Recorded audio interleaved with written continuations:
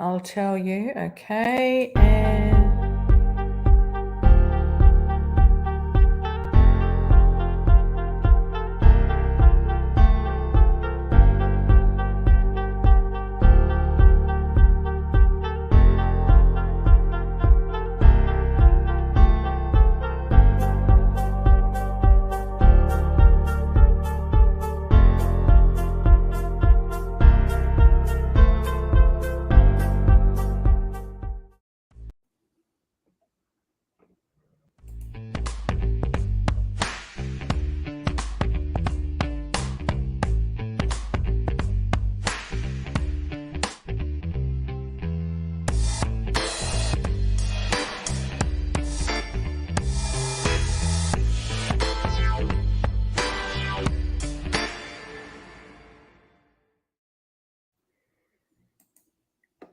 and hello, everybody. Here we are for Nova Holistic episode 4 for the Lionheart Path with Nicolas Perrin.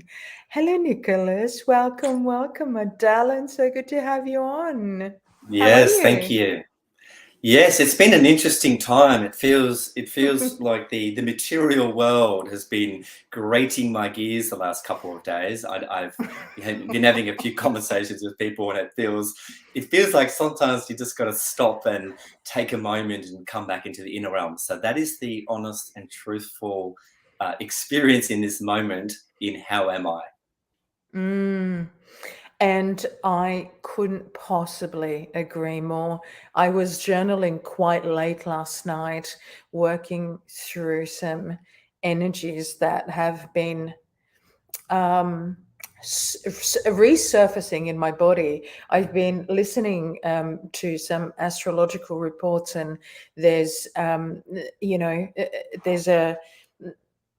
there's a revisiting of karmic timelines going on at the moment with this new a full moon that we've had, where it's hitting the South Node, which is sort of the past and the karmic cycles and things we've had to learn in the past.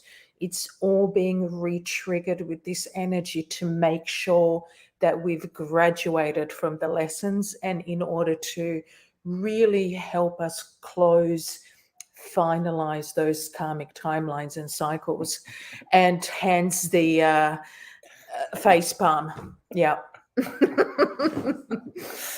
Yeah, I can Yeah. relate to that because certainly some of the energies for me that have been prominent in the past is wanting to move forward, and it's just hitting up resistance in many different areas. So that's kind of, I had an interesting experience where I've been using my friend's car, and she's gone to WA.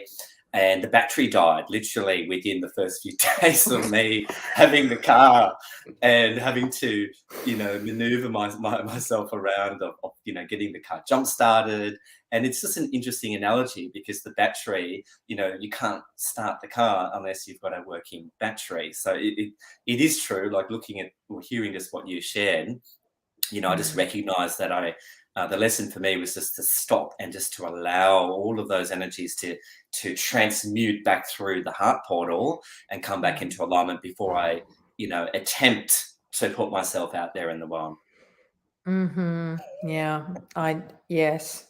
A million times yes to everything you just said. Like, just, yeah. Even last night with my son, I actually lost my shit at him over something that just non-existent anymore, and yet it surfaced all of a sudden, something from from when he was younger, and I just sort of thought, that's really just so strange. I feel like I've entered like another realm, like just those old denser timelines. I'm reliving this really weird thing that's got, and then I'm like, yeah, just let it go, it's fine, it's just coming through, up and out, up and out. Yeah. That's it. Yeah. It's not to engage with it. It's just to observe it and see it for what it is, and just allow the energies to come back into integration, and not to take it personally either, but at the same time engaging with it, taking responsibility. It is in my field, it is in my experience, this is present and here for me to engage with.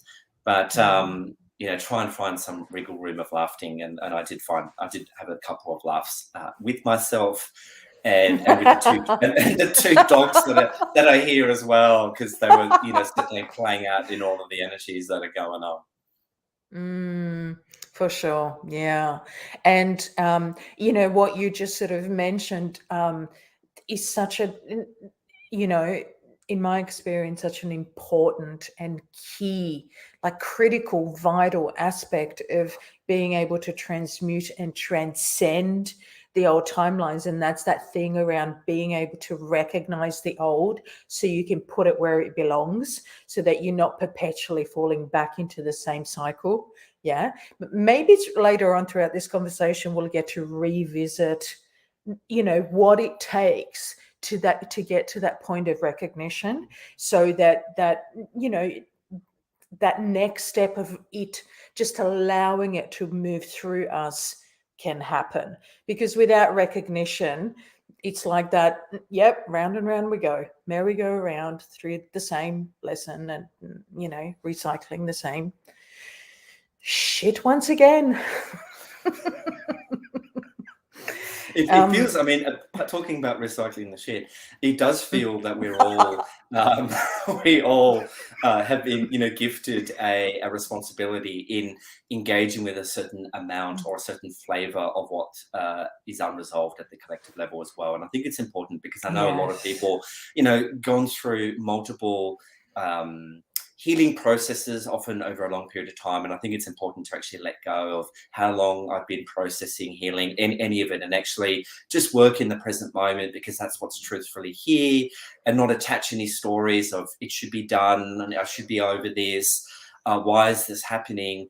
And just to recognize that there are so many layers to the integration that's going on. We're in the age of, we're in the age of transforming the last eras of darkness as we move into this awakening cycle, where more light and energy and possibilities are rising. But in order for that to truly emerge into the collective field, it's like we've got to clean up the dirt, we've got to clean up the rubbish, the recycling needs to happen. And we are the recycling centers. That is, our bodies are designed to do that, and it's not fun. We all want to feel good all the time, but it is actually a really important part of the service that we are here to do. Yes. So, amen to that, soul brother.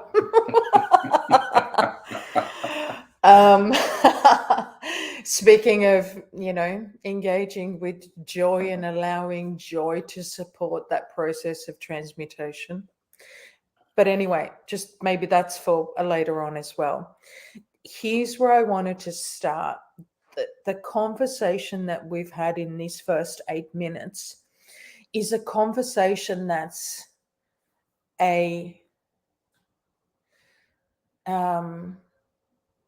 that you and I understand. There's a percentage of the collective that is obviously in the process of spiritual awakening and integrating those aspects of self into everyday life. However, there's still a large percentage of people that are maybe just on the edge of, taking that leap. And it's a massive, huge quantum leap of conscious, of everything, because everything changes, shifts, moves, like tectonic plates move when consciousness begins to awaken. So when I was reading,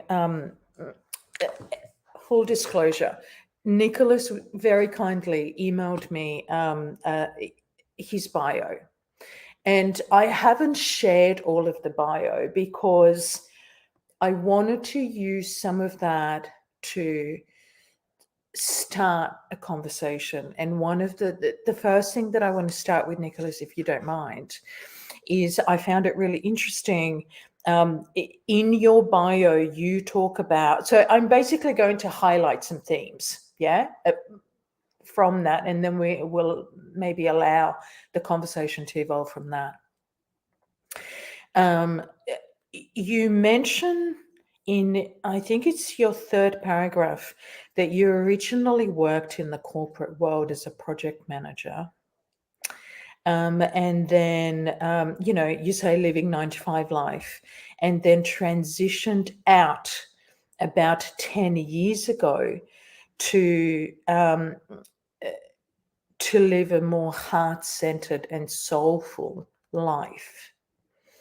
I'm loosely quoting, your bio, your sentence. There's so much in that one sentence that I could literally talk to you for hours about it. But so in reference to where a lot of the collective is still at, please share with us, if you don't mind, what was it that triggered that shift? And maybe how did it begin? I mean, did it begin with, 11/11?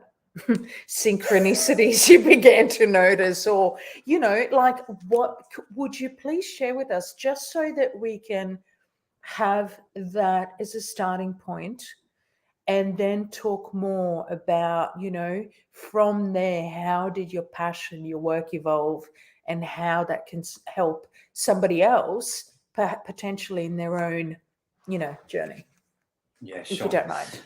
Yeah, sure. And there isn't one moment in my situation, but I will just share a couple of them, because they do highlight a couple of the key themes that are required in order to be able to make that transition.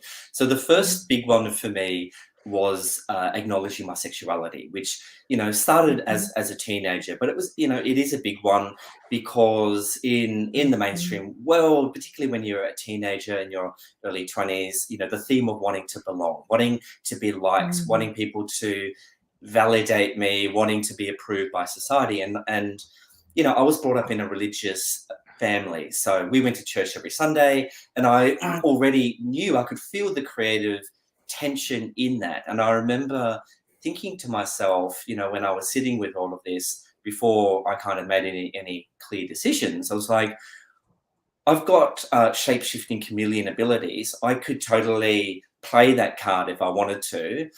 But I was like, if I'm, literally in the closet, as they use that term, it's quite a good reference point.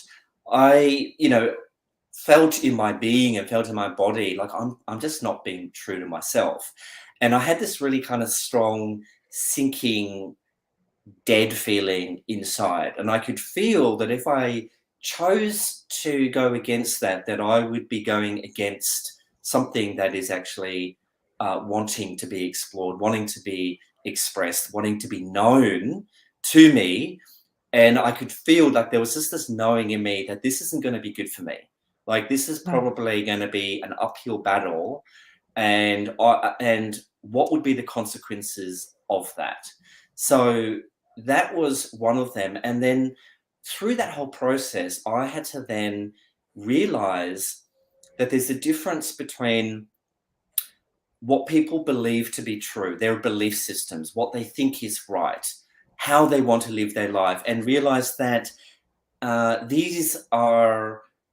everyone has different belief systems, and actually I can discern and choose what it is that I want to believe in. So I went through a whole journey around really challenging a lot of the belief systems, particularly through the Christianity lens, and realized that a lot of what was shared, in the Bible and in those sacred texts were distorted over a long period of time, in different stages in history, through 4 different languages over a period of time, and actually realize very simply that unconditional love is love without conditions. And therefore, these rules that were put in place are man-made rules. They were created by people. And in that moment realized, there's a distinction here. I can imprison myself in aligning to someone else's perspective or beliefs of how they think reality should be lived, or I can take responsibility and choose to explore that through myself. And that's what I chose. And I noticed, that was a very big initiation for me, because there was a liberation. Like, I liberated not only myself, but I also liberated, my family, and said, look, I know that in that, you know, religious context, there's the belief system that, you know, if you are seen as an evil person, you're going to go to hell. And I just said to them, look, I take full responsibility for my life. Therefore, I absolve you of any choices that I make in my life. And it's got nothing to do with you. Like it didn't mean that you did anything wrong, that there were anything that you as family, as parents, as guardians did that had any effect on this as this impulse that is moving through me. And so that was a very liberating decision and choice. And so that is the second key lesson that really came, was starting to actually take responsibility for my own life and not abstain the ways of thinking that others are recommending for me to believe in, and being imprisoned by that. So that was really big. Another big initiation was when I was younger. I, you know, again, I wasn't aware of this, but I noticed that there was an emptiness or this lack of self-worth that I sort of was definitely feeling, although I wouldn't have labeled it in that way. But I had this, but the impulse through me was, if I find a partner or I find someone that totally, you know, loves me or totally accepts me for who I am, even though I didn't accept me for who I was, and everyone else really validated them and thought they were the best thing on the planet, then my logic was, then that would mean that I'm worthy. And so I went through this crazy journey of like many years of trying to find this person. And of course it never happened, because I didn't realize at the time that I would only ever be able to attract someone into my life that is reflective of the level of self-acceptance and self-love that I have on me. So that was quite a difficult journey, because I was relentlessly, you know, going out there trying to find people, and met lots of really beautiful people. But of course, one of the laws of the universe is like attracts like. So if I'm holding a level of self-hatred or non-acceptance, or, you know, have all of these negative filters, the perceptions of myself, then of course I'm only going to attract someone into my life that is on that same frequency level. So there had to be a lot of frustration and pain, which is, again, to answer the question, is usually the catalyst that ignites change in life. Because, you know, like once you've done something 100 times and it hasn't worked, you know, as Albert Einstein said, you know, that is the definition of insanity. You've got to try something else. So I did, and I was like, okay, so what am I doing wrong? Like, what am I missing here? And just asking. I'm sorry. I'm like, to this day, I ask that question. All right, what am I still ask it every. Yeah. It's a great question. Yeah. It applies. It's such a great question, because it just allows.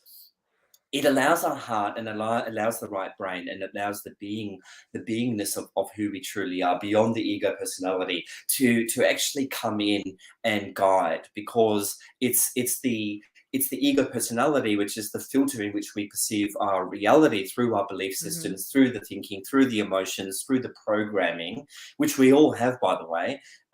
It doesn't matter who you are.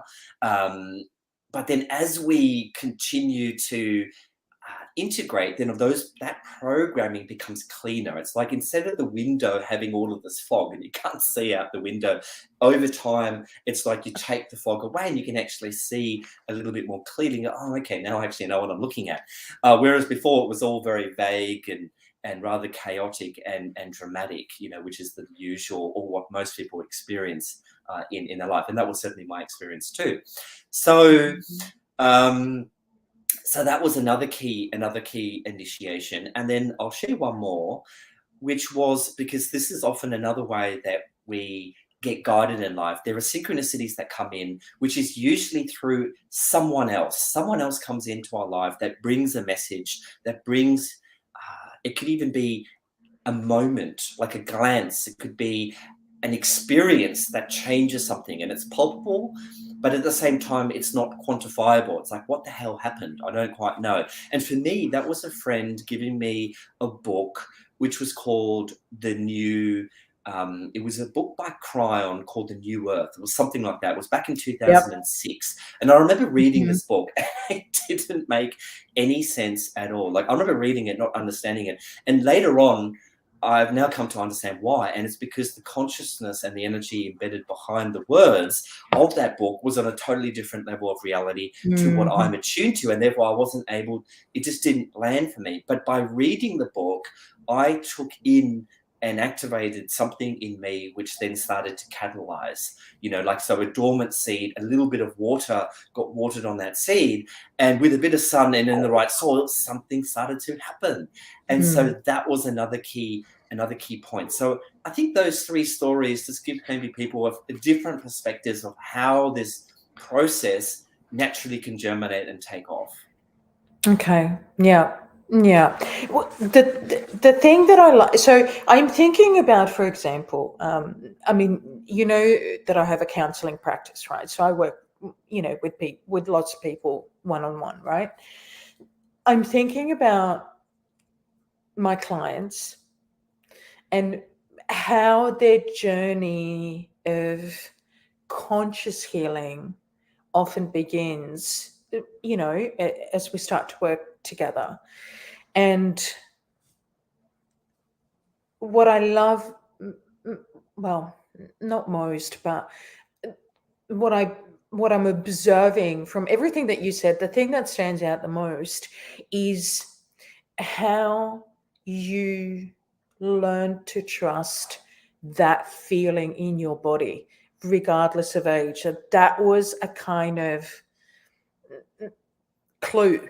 The body holds the clue to when something's right or not quite right for you. Not talking about judgment, but just in terms of where you're at in life, how that can become such an important, tuning, having that body awareness and tuning into what's going on inside of you is such a key component of propelling yourself forward into a life that's more authentic for each person. Yeah. And so I want to sort of stay with that a little bit more, and really point it out, because I think that's something that's common for everybody, regardless of how, which story, which narrative plays out. That within, that guidance within, that feeling inside the body of, oh, this feels really good and juicy and on point and it's hits the sweet spot, versus I'm so not comfortable, I want to be running away from my own damn self. Right? Right? Yeah. So, because again, I keep saying because I'm talking around in circles, but it's kind of this vortex of awareness. Really, your body will guide you regardless of what's happening in your life. So this is for the audience. Regardless of what's happening in one's life, you have just told us 3 stories which were that catalyst for awakening and change and shifting and doing things differently. But each story sort of started with this feeling that you had, that something was, a bit, Eiffel Tower, or the Tower of Pisa, I should say. Tower of Be Pisa, that way. it. Yeah. Yeah. Okay. So then,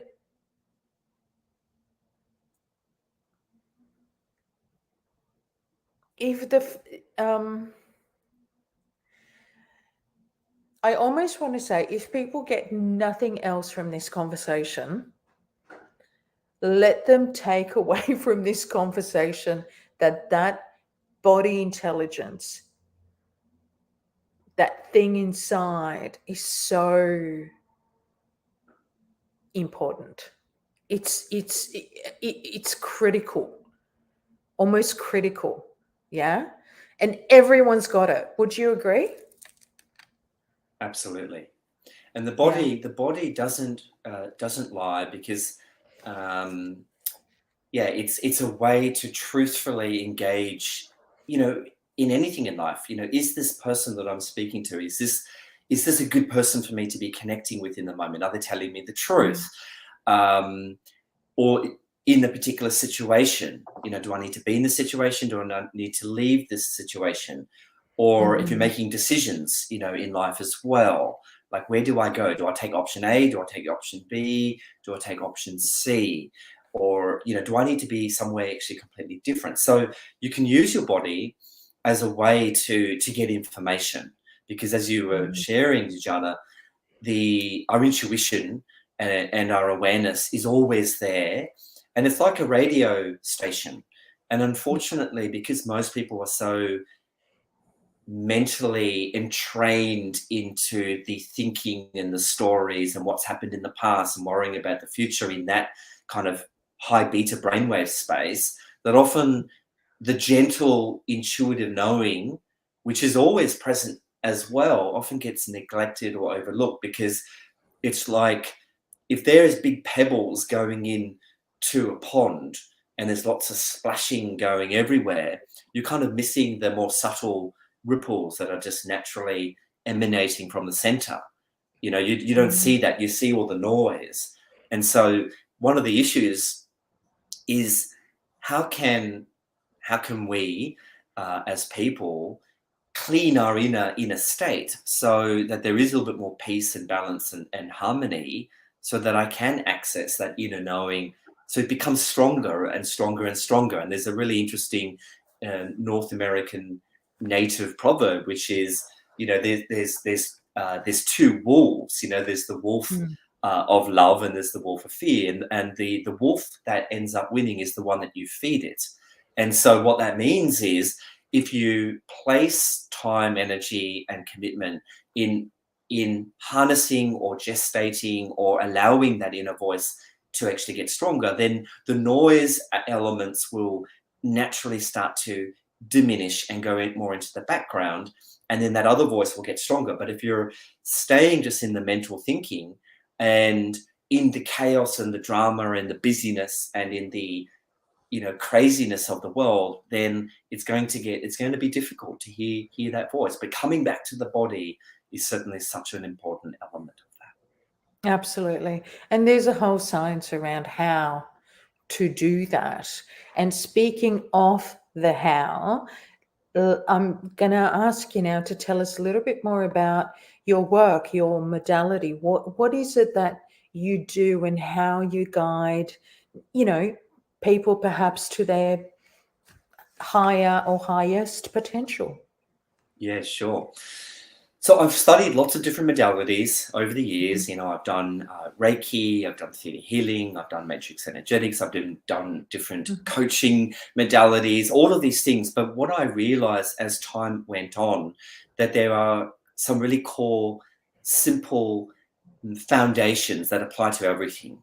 And so what is it that actually supports people to evolve? And so for me, it's about creating a powerful energetic field.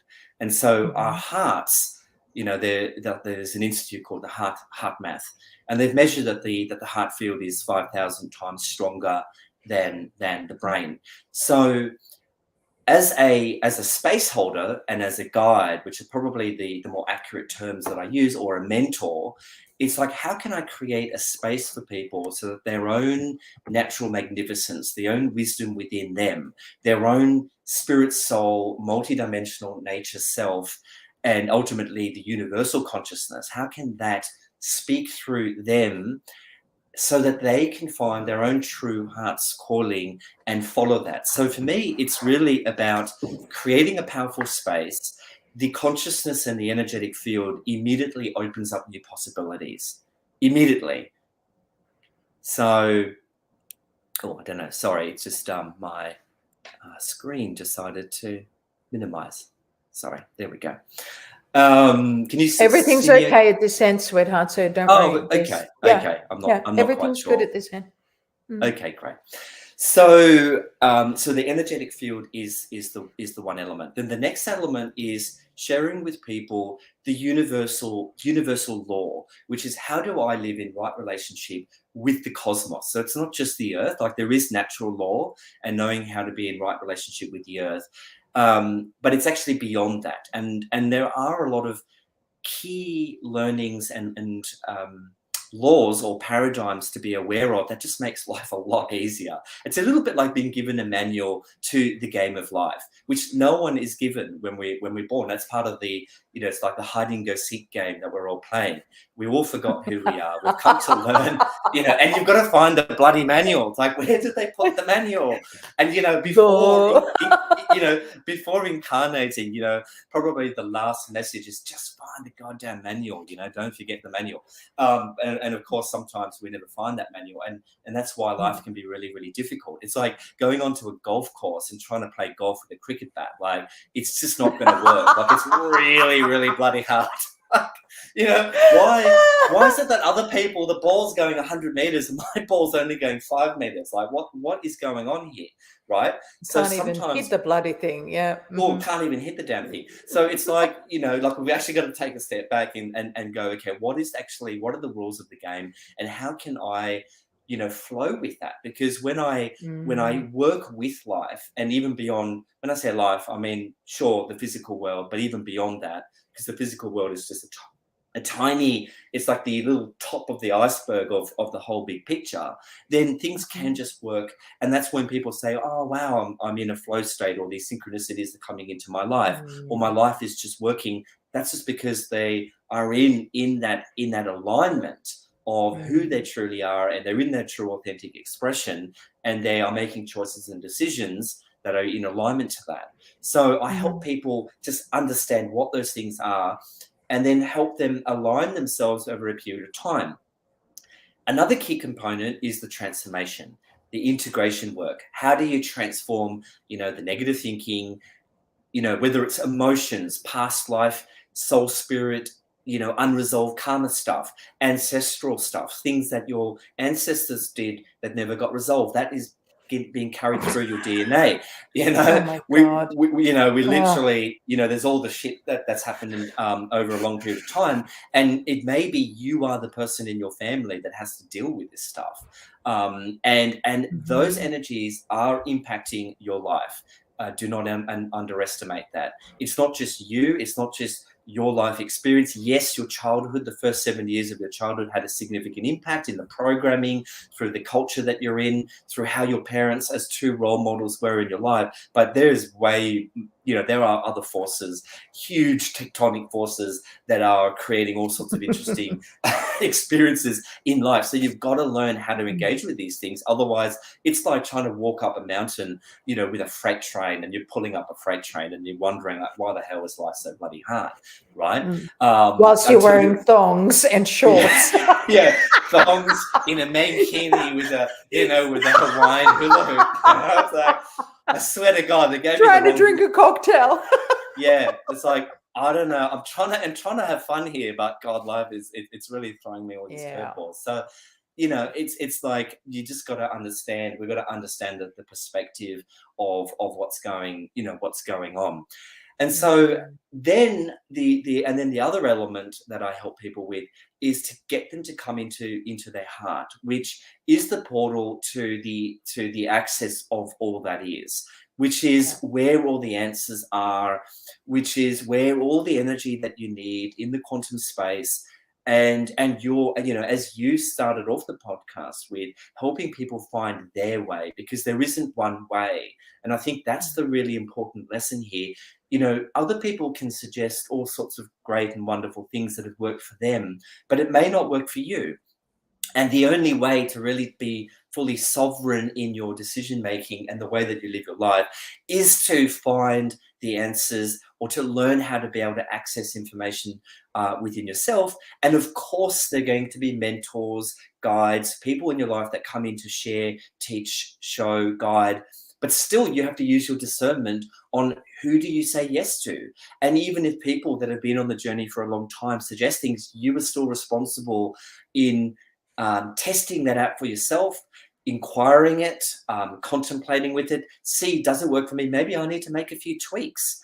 You know, there isn't a one way, right way for anyone. And ultimately, we've got to, you know, move on the journey and be willing to explore things, take things on, and also let things go as well. So that's basically the role that I do. It's like I'm a, you know, a world bridger, someone that is connected with the invisible energetic realms, help catalyze people's consciousness, and helping them find those answers and the inner wisdom within their own being to be able to find their own authentic expression in this life. Amazing. Love it. Love it so much. It's so in alignment with my intention in my work as well. It's really beautiful. I'm so glad that you're in this world doing this work. It's just so good, because I got to tell you, if I had someone like you and me around when I was trying to first find my feet in spirituality, you know, I first started meditating in 1989 when I was, you know, learning how to meditate. Back then was like, my poor Eastern European parents dead set thought I was in a cult. Like dead set thought I was in a cult because I was meditating, right? But it provided answers for me. It saved my life. I always say meditation saved my life, period. Like not negotiable, period, right? But if I had then had, you know, more people like you and me to help me navigate, you know, all the stuff that happened in my 20s and etc., it just would have been so nice. So I and you, I'm sure, understand how important this work is. And while I say that, I'm also acutely aware that there's still so many people that then go, okay, but what does this look like day to day in my life? Or is this one of those things that's like a, you know, spiritual hobby that I park over there and I deal with it after I've done it with my 9 to 5 job, right? And you know, so and I so desperately need some help. Where do I go? How do I find these people? They're not in a normal directory. When I type in counseling or, you know, spiritual questions, I get a shitload of shit on Google. But how do I know which practitioner can really, you know, so there's all of this stuff. Perhaps the best 3D word would be regulation or some sort of, so, like regulation of industry is what I mean, but it's not even an industry. That, you know, like, yeah. Anyway, let's have a little chat about those sorts of things. Like, Nicolas, tell me about your work every day. Like, if when you engage with a person, what does that look like for them in every day? Like, how? Give me an example of, you know, catalyzing an aspect of a person or something, anything. I'll Yeah, sure. leave it to you in sort of, you know, non-jargon spiritual language. Yeah. Right. Yeah, sure. Yeah. So the first thing I want to share, which you mentioned, which is a really good point, is that this is actually a way of living.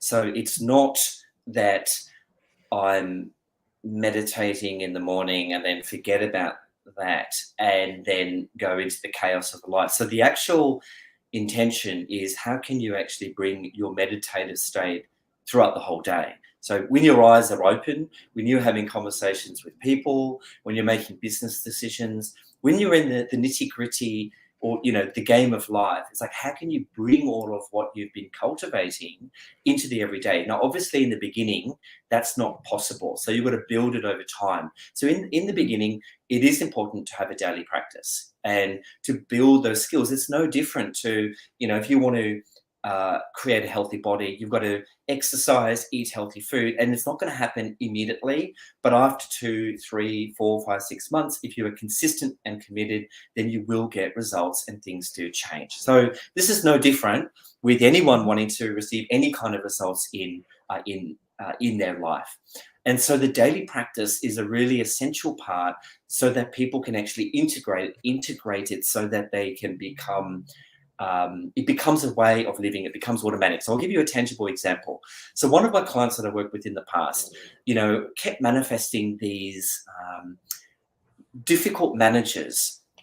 And he, he just accepted, he didn't understand why these people always, I just feel like I'm always getting sidelined. I always feel like I'm getting blocked. Like, they're nice people and they like me, but I'm basically getting blocked. I'm not being supported in my career moving forward. And so by sharing with him a few different tools so that he was able to actually go into the inner realms to then connect with the energy, right, which is actually attracting these types of people into his life experience, he was able to then see, first of all, where did it come from? He was then able to transform the energies, which means that in his energy field, like those energies weren't there anymore. So then the types of people that he was attracting in his life naturally transformed. So for him, that was a very tangible change. Like, I used to attract difficult managers. Now I attract people that support me. That's like a very clear shift. That's like, God, that's, what a breath of fresh air. And so for him, it was understanding the, going below the surface, and not just blaming, there is this person doing this to me, but to understand what is the dynamic that is going on? What is it within me that is attracting this type of person into my life? What is the lesson that I need to learn? So that is just maybe one example that I can share. Mm-hmm. Yeah, that's really amazing. Okay. And so when you're telling that example, the other thing that I just want to highlight from an observer and listener point of view is the importance of having, I call it the spirit component, the energetic component, the field component, the understanding how, like energetics around in our own field and the field of it's, it's everywhere. The field is the field, right? It's the cosmos, it's the universe. The interactions and the frequency that's within the field, and because still there's stigma depending on who you are to various degrees, but I'm still observing that there's this stigma to the aspect of spirit, when spirit is such a key component of everything that manifests, that happens in our world, the way we experience the world, right? And spirit most definitely doesn't mean that you have to sit in a corner of your home at an altar levitating for hours on end in order to achieve and see results in your life day to day, right? Yeah. So that's the other thing that I noticed, just how strong, how important it sounds, key again to an organic, holistic, authentic transformation of a person for them to be at their highest potential, right? In any one moment, not in comparison to somebody else, but just in the moment, the way they feel about themselves and how they interact in the world, etc. Okay. So then those tangible examples and results that you have with your clients, say, for example, Michelle, I don't know why Michelle, but anyway, Michelle is listening to this podcast and she says, I would so love to work with someone like Nicolas, right? And Michelle's in Sydney, in Australia, and she can contact you. And then there's a Michelle in the US and the UK, right? Michelle in the UK is happy to work online with someone in a different globe, but Michelle in the US wants to support someone local. How would we, or how would Michelle find someone like you? What are some of the keywords? Like, how do you look for a holistic coach practitioner? Like, what are some of the keywords that people can look out for? Yeah, look, that's a good question. And in my conversations with different people, I think the first thing is to remember that, you know, when you set an intention for something, like I choose to meet up with someone that I'm in resonance with, where I feel that I can have a beautiful relationship with in order to be able to move forward in my life. It's like the universe is going to support you in being able to bring that through in whatever way makes sense for you.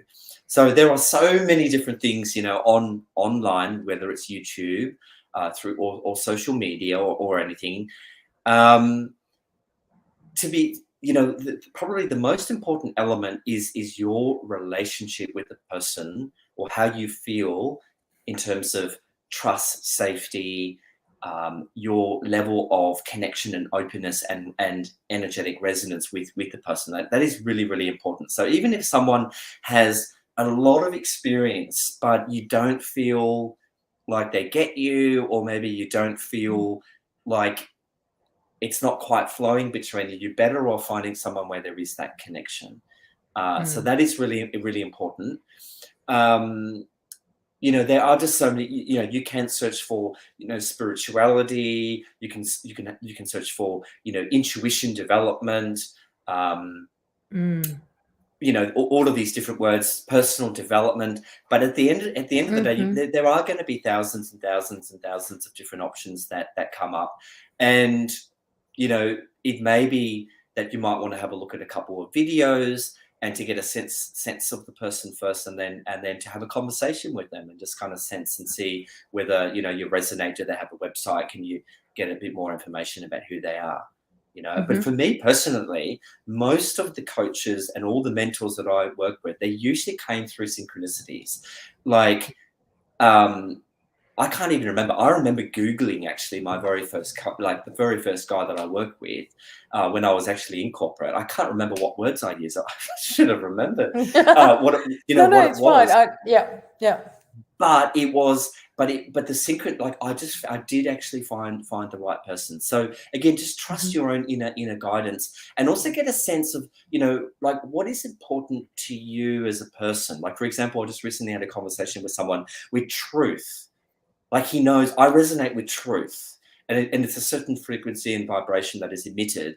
And so just even knowing, or, you know, I'm resonating with the emanation of unconditional love, or precision, or clarity, or whatever, that can just help you to find the right person that you're going to feel will be a match for you as well. So that's another way of doing it.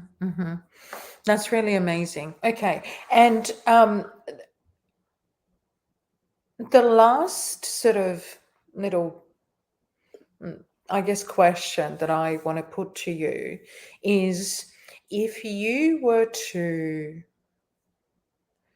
advise Michelle, I seriously don't know why it's Michelle, and Michelle must need to hear this, right?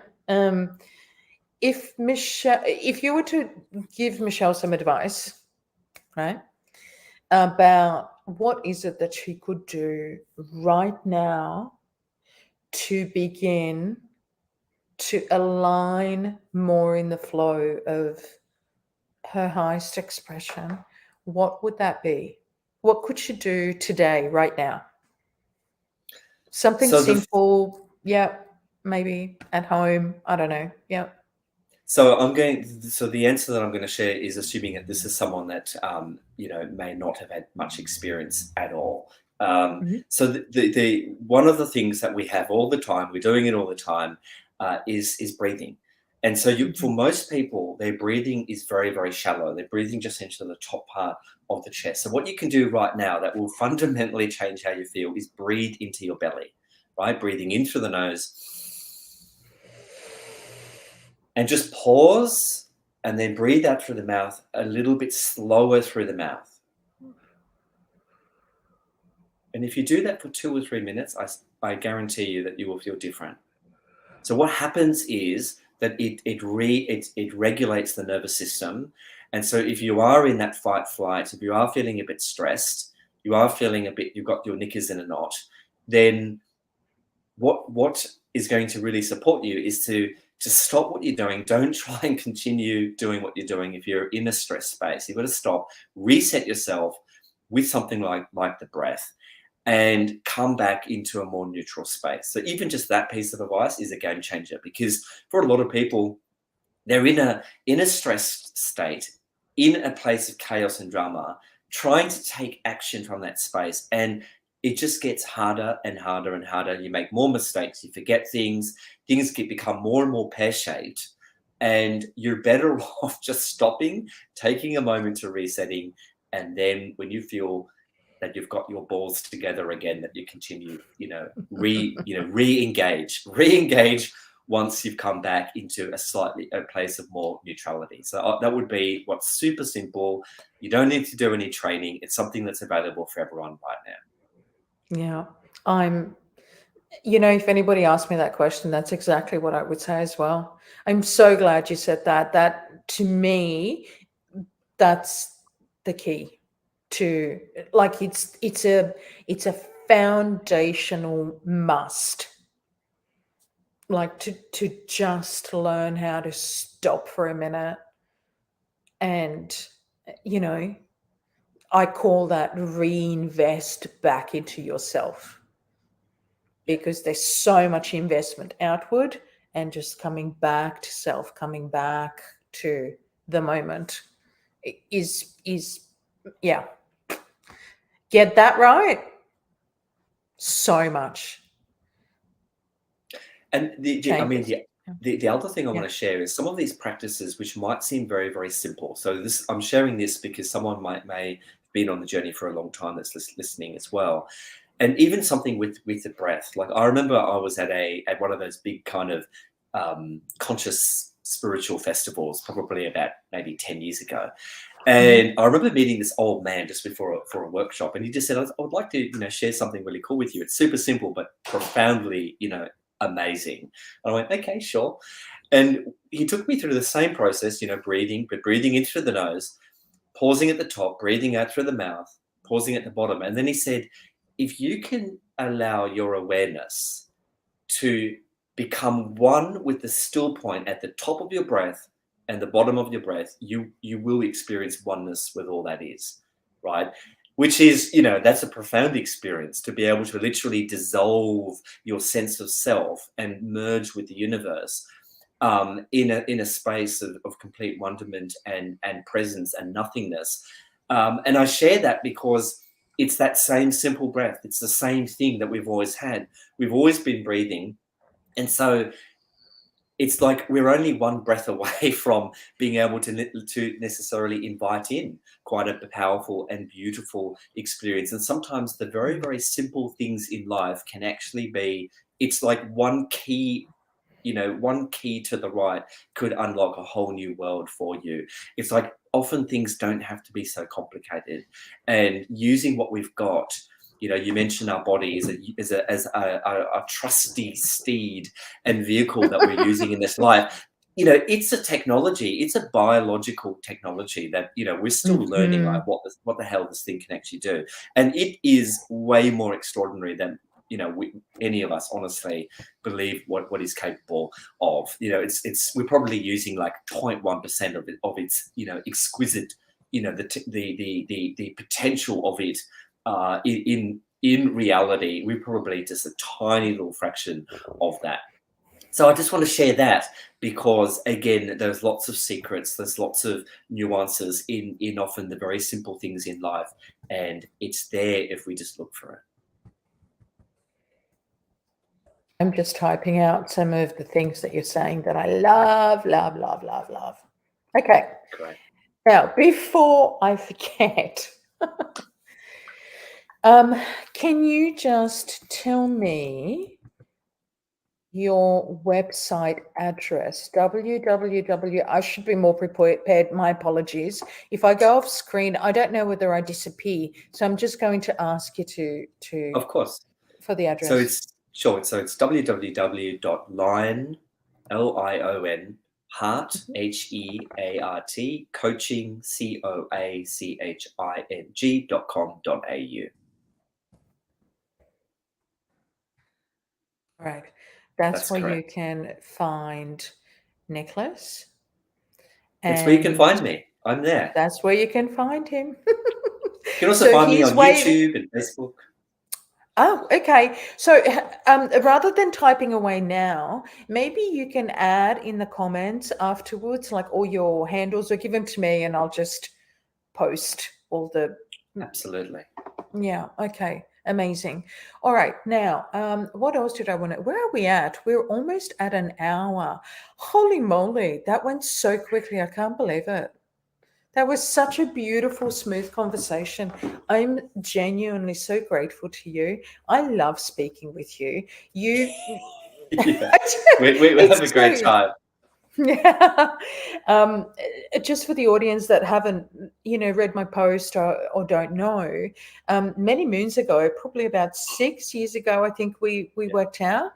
Yes. You were my first guest at my very first Facebook Live conversation, I think about spiritual awakening, if I remember correctly, and we were at like Maroubra Rocks or something, like at the beach, having this conversation about, well, chewing the shit. Having this free-flowing conversation, yeah. And now with this podcast, you're my first guest as well, and I'm so thank you for agreeing to do this with me again. Yeah, it's my pleasure. It's funny how cycles of time come back and weave in, and obviously we've both gone through enormous changes and journeys and upgrades, and our lives are very different to how they were six years ago. So it's lovely to be with you in a shared space and allow that natural, heart-centered allowing to guide what is shared in the shared space. And it's lovely to be with all of you, whether you're watching live or whether you watch later on, appreciating all of those that are engaging in the quantum field, in quantum time as well. Absolutely wonderful. And just on that, I've just at the beginning, I read a message that said, just in the background here in the broadcast studio, that said that some destinations won't or can't get comments or engage or whatever. So I don't know why. There's a learn more little tab, and I was concerned if I click on it, I'll disappear. So I didn't. So I'll do some more. My apologies about that. I didn't know. But anyway, just letting you know. Okay, in closing, are there any wise words you would like to share with us further on, Mr. Perrin? Well, the wisdom that we're all looking for or finding, is found within the intelligence of our hearts.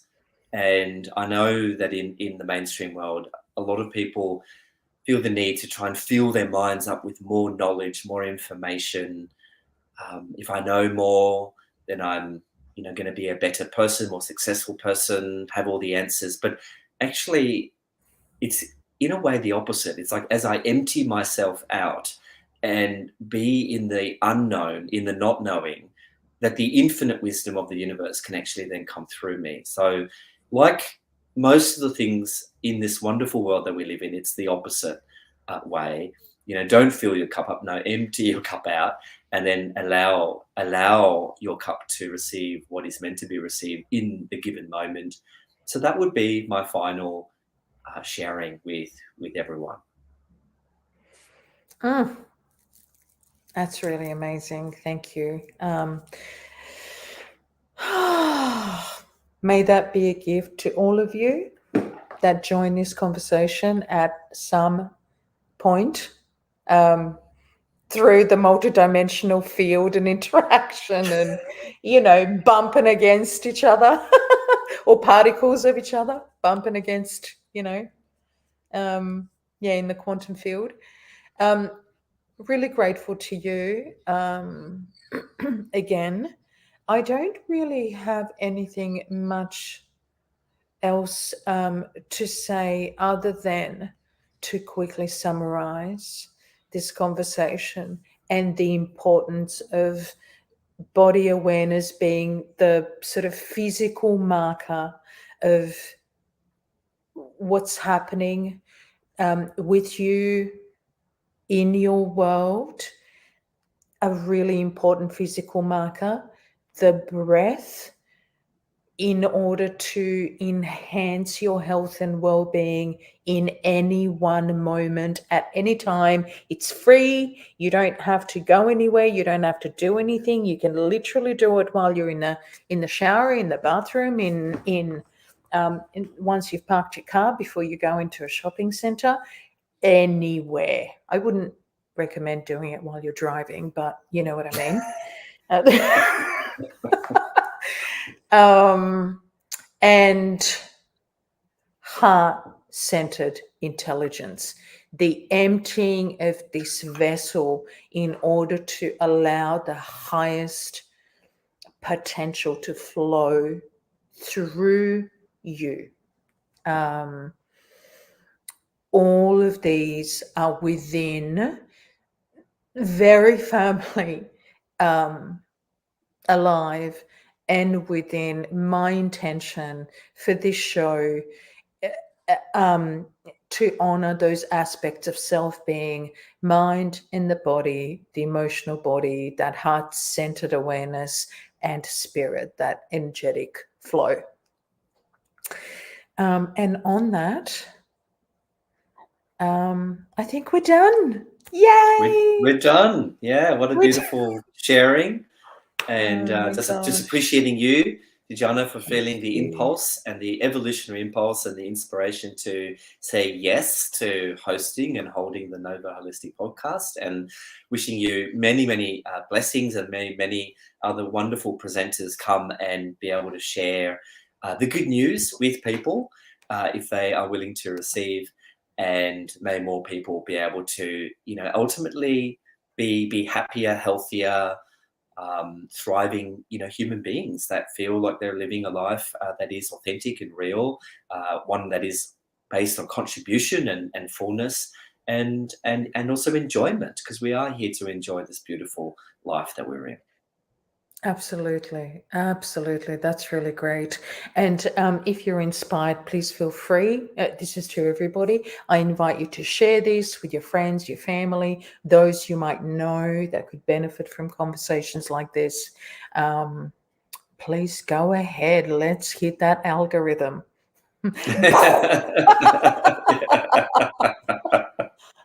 Beautiful. Okay. All right. On that, much love, darling. I'll talk to you soon. Okay. Bye. Thank Bye, you. everybody. Bye for now.